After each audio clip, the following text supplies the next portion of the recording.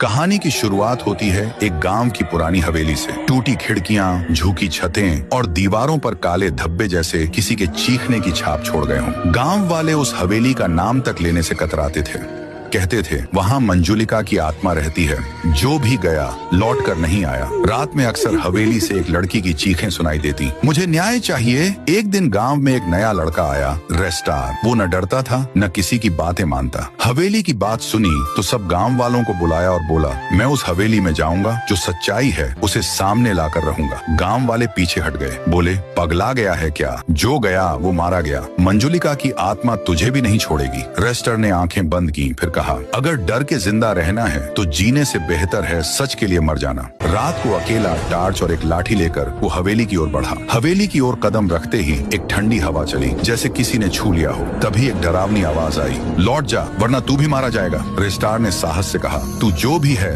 सामने आ। एक पल में एक सफेद धुएं से भरी परछाई सामने आ खड़ी हुई। लाल आंखें, उलझे बाल, कांपता हुआ चेहरा। वो आत्मा चिल्लाई, क्यों आया है यहाँ? मरना चाहता है? रेस्टार बोला, मैं सच जानने आया हूँ। क्यों सबको मार रही हो? क्या बिगाड़ा है गांव ने? कुछ पल सन्नाटा रहा, फिर आत्मा की आवाज बदली। वो बोली, मैं मंजुलिका नहीं हूँ, मैं उसका भाई हूँ, चंदन। 2 साल पहले मैं और मेरी बहन मंजुलिका इस गाँव में समाज सेवा करते थे, लेकिन एक दिन गाँव वालों को पता चला मैं किन्नर हूँ। उन्होंने मुझे हवेली में कैद कर दिया, बिना खाना पानी के तड़पाया। मेरी बहन ने रो रो कर मिन्नतें की, मगर किसी को दया नहीं आई। एक रात उन्होंने मंजुलिका को भी मार डाला, ये कहकर कि वो एक अभिशाप की बहन है। मैं तड़प तड़प कर इस हवेली में मर गया। मेरा शव सड़ता रहा, किसी ने जलाया भी नहीं। मेरी आत्मा बदले के लिए भटक रही है और मंजुलिका की आत्मा भी शांति नहीं पा सकी। तुम्हारा गुनाह नहीं था, गुनाह उनका था जिन्होंने इंसान को इंसान नहीं समझा, वो बोला। अगले दिन सुबह होते ही रेस्टार ने गाँव वालों को फिर से इकट्ठा किया। वो दहाड़ा, तुम लोगों ने जो किया वो पाप था, सिर्फ इसलिए कि वो किन्नर था।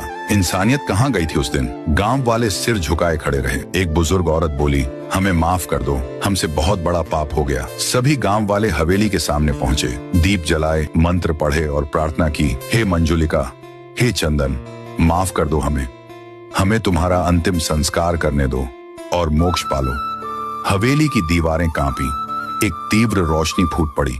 मंजुलिका और चंदन की आत्माएं ऊपर उठने लगी, मुस्कुराती हुई, शांत चेहरों के साथ।